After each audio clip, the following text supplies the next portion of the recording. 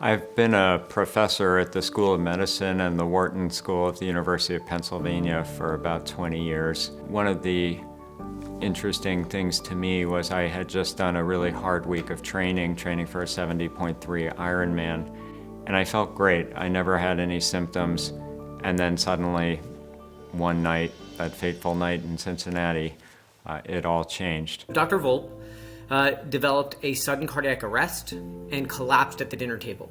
You're sitting around having dinner, and then, all of a sudden, the conversation between Kevin and myself, it stopped, and then all sort of hell broke loose, and he slumped over on the table. And immediately, his daughter's coach recognized that he was in distress. So I picked up the phone, and I heard Gina's voice.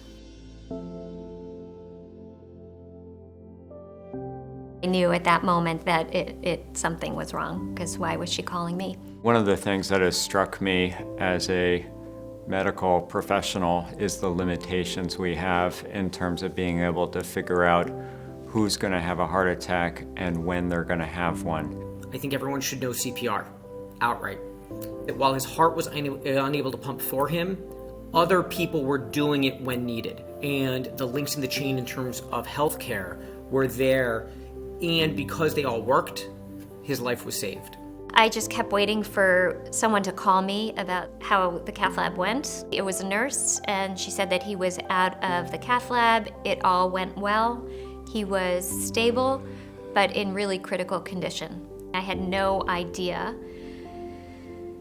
how tenuous it was from the moment it happened, and how if one thing hadn't gone exactly the way it had, it wouldn't have been okay. Being prepared in CPR helped me save a life.